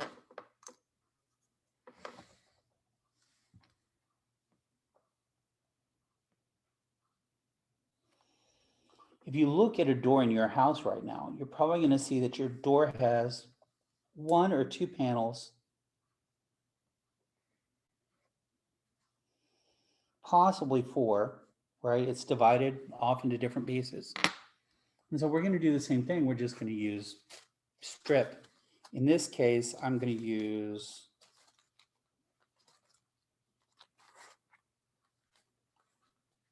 that's not what I wanted.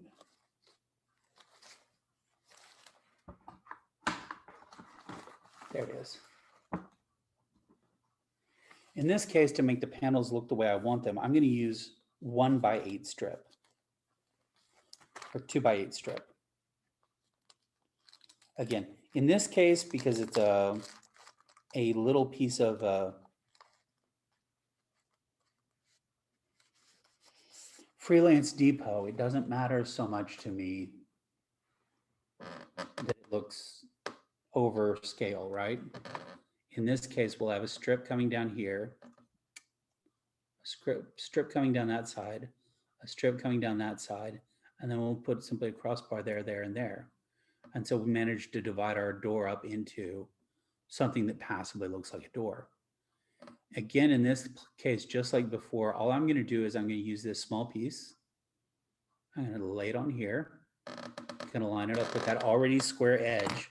We made sure it was square when we cut it, so that's what saves us right now. I'm going to brush in.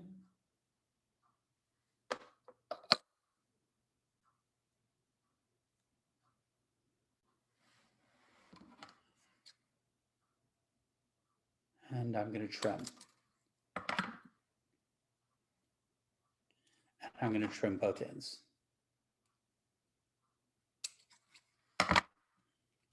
Then I'm going to brush in.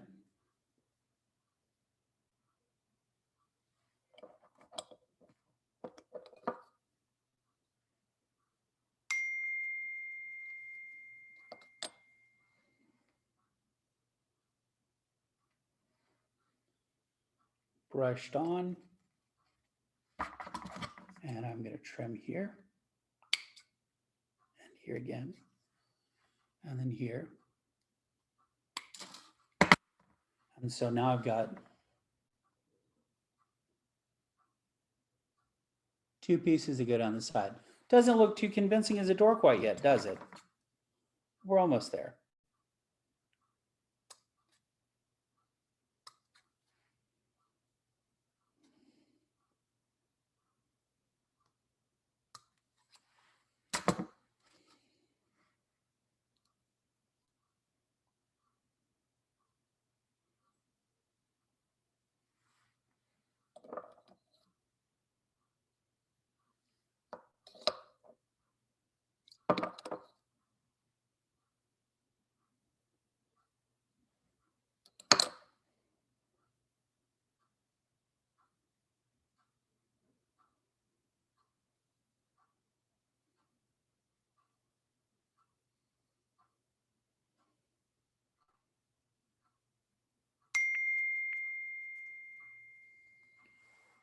And so you'll notice that what started out as just a flat piece of styrene is very quickly beginning to develop those shapes that make it a door.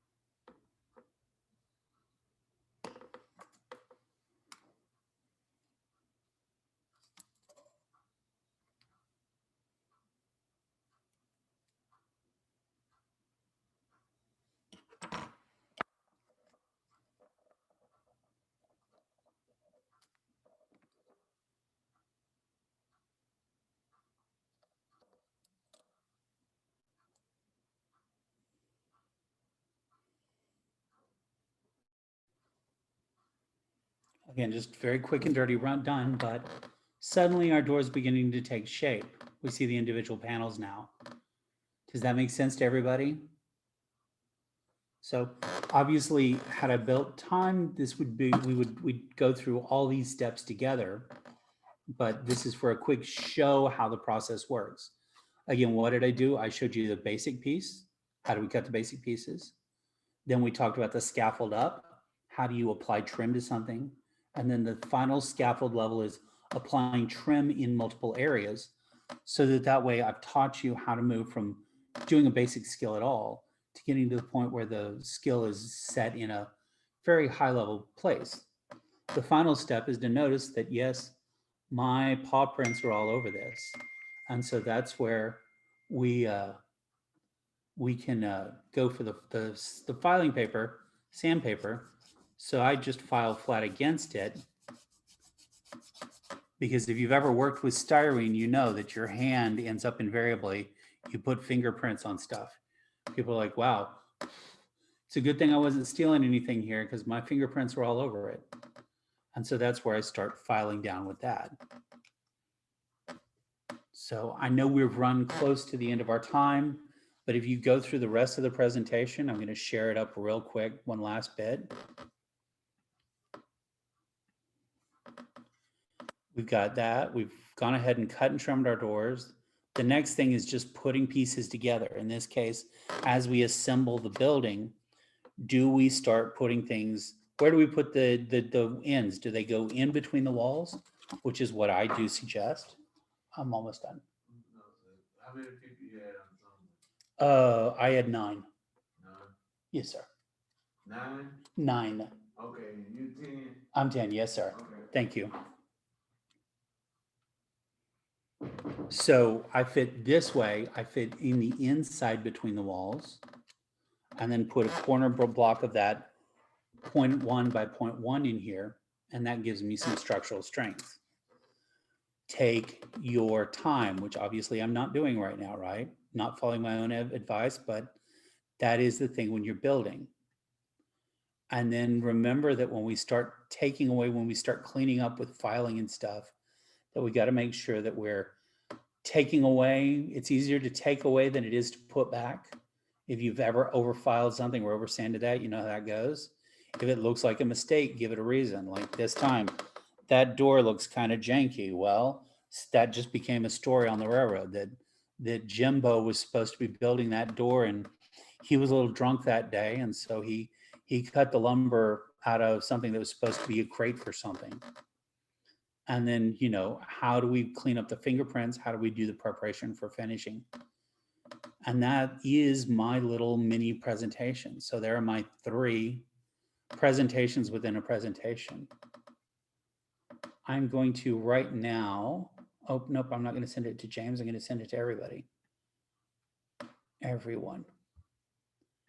In the chat right now, I am attaching a file from my desktop. How to do a clinic.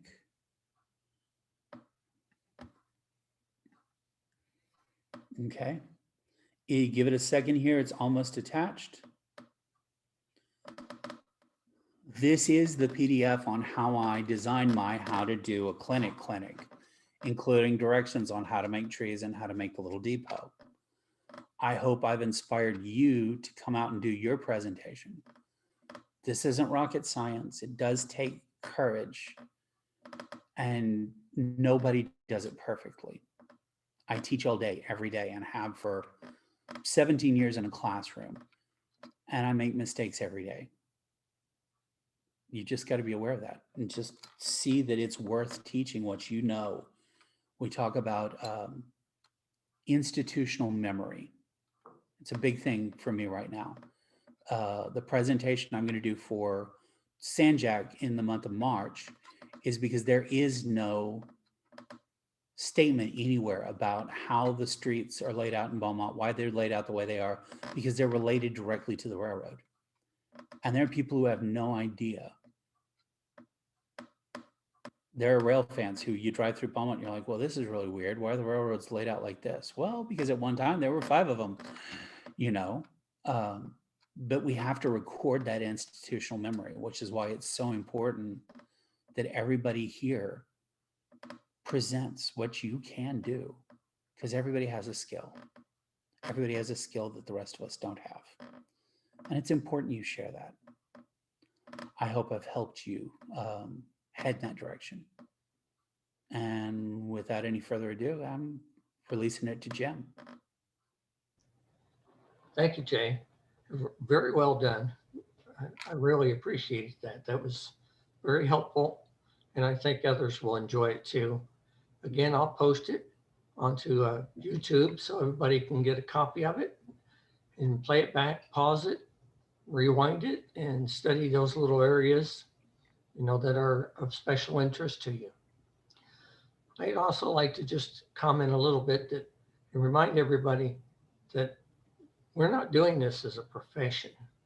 Okay, Jay happens to, but the rest of us, this is not our bag. Okay, we're just hobbyists, but we're all here with sharing the same dream, the same love of model trains. So let's remember that. I think we have a very forgiving group. We're here because we want to be here, not being forced here. Okay, we want to see what others have done and what they can share. And it's going through the experience together that I think is really valuable.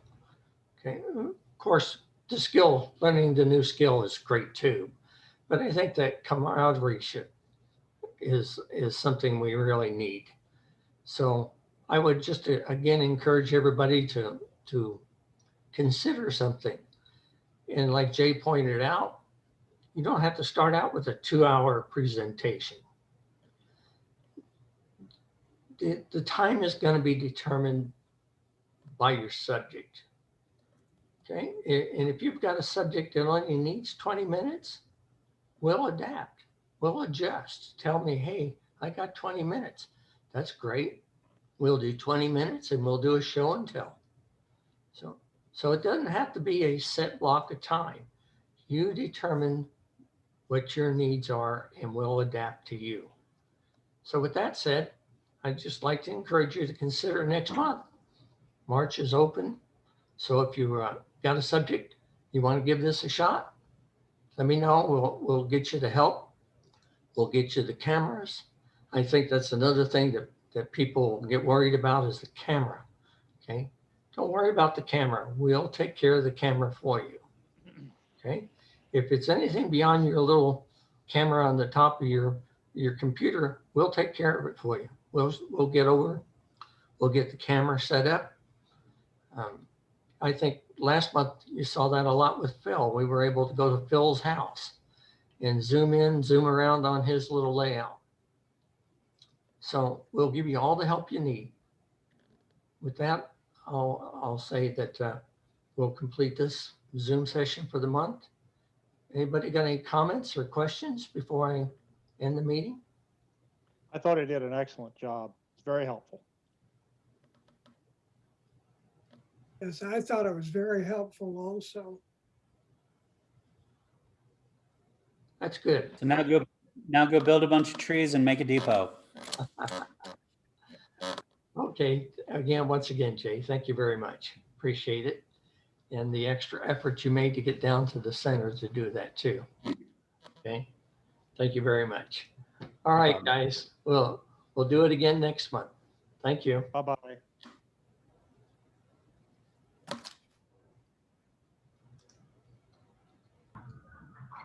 Bye, Jim.